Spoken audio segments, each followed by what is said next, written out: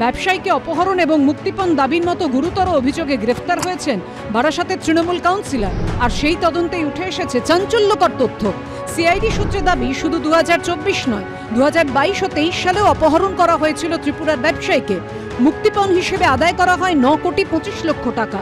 আর প্রতি ঘটনারই মাস্টারমাইন্ড বারাসাতের তৃণমূল কাউন্সিলর মিলন সর্দার। স্থানীয় সূত্রে খবর, গত কয়েক বছরে তৃণমূল কাউন্সিলরের সম্পত্তি বহরও বেড়েছে হু হু করে। তাহলে কি মুক্তিপণের টাকাতেই ফুলে ফেপে উঠেছে তৃণমূল কাউন্সিলরের সম্পত্তি? সিআইডি সূত্রে খবর, খতিয়ে দেখা হচ্ছে সব দিক।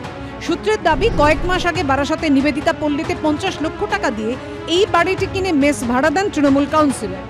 আমরা এই মুহূর্তে রয়েছি নিবেদিতা পল্লীতে। নিবেদিতা পল্লী অর্থাৎ যেখানে 33 নম্বর ওয়ার্ডের আগে তিনি কাউন্সিলর ছিলেন, সেখানে কিছুদিন আগে একটি প্রায় 50 লক্ষ টাকা দিয়ে এই বাড়িটি কিনেছিলেন এবং বাড়িটি কিনে এখানে ছাত্রদের মেস ভাড়া দিয়ে দেওয়া হয়েছিল। এরকম জায়গায় জায়গায় ছড়িয়ে রয়েছে মিলন সর্দারের সম্পত্তি। এখন কে কিনেছে বাড়িটা? মিলনদা কি কাউন্সিলর? তো হ্যাঁ।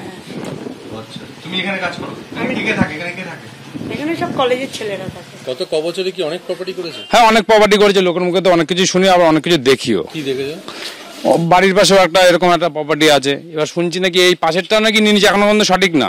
আমি যাতায়াত থেকে যা দেখতাম, যা খরচা ভিতরেই মিলে 40-50 লাখ খরচা করে ফেলেছে।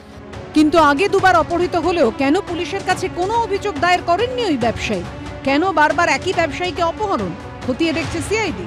গোয়েন্দারা জানতে পেরেছেন অপহৃত ব্যবসায়ী সম্পর্কে তৃণমূল কাউন্সিলরকে টিপ দিতেন ত্রিপুরার আরেক ব্যবসায়ী। তার খোঁজ করা হচ্ছে। ঘটনার পর সমালোচনার মুখে দল থেকে বহিষ্কার করা হয়েছে তৃণমূল কাউন্সিলরকে। পুরসভার চেয়ারম্যানের সাফাই, তাঁরা এসব টেরই পাননি। আপনাদের সঙ্গেই তো ওঠাবসা করতেন, কখনো বুঝতে পেরেছেন যে অপরাধ জগতে না দুবার অপহরণ করা? না, আপাত দৃষ্টিতে খুব নিরীহ একটা ছেলে, চুপচাপ বসে থাকতেন, চা পর্যন্ত খেতেন না, এরকম একটা মানুষ ছিল। দুর্ভাগ্যজনক সে এরকম এত বড় একটা অপরাধ জগতের সাথে জড়িত, তা না হলে এত বড় কাণ্ড ঘটাতে পারেন না। যেখানে অপরাধ দেখবে সেখানে টিএমসিকে পাবে, হয় বর্তমান নয় প্রাক্তন।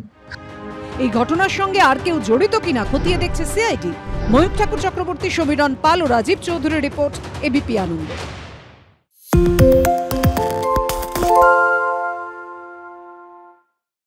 সত্য অন্তহীন, সত্যের খোঁজও তাই, সত্য সন্ধানে তাই আমরা অক্লান্ত, অকুতভয়। এবিপি আনন্দ নতুন ভাবনার প্রতীক, যা মনে মুক্ত, তথ্যে যুক্ত এবং যাবতীয় সীমানার বাঁধন থেকে মুক্ত।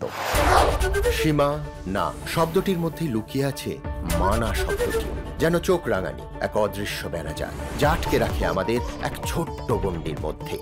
একমাত্র সঠিক খবরই গড়ে তুলবে এক মুক্ত সমাজ। সেই জগৎ গড়ার লক্ষ্যে কোনো সীমানার ঠুকুটি আমরা মানব না।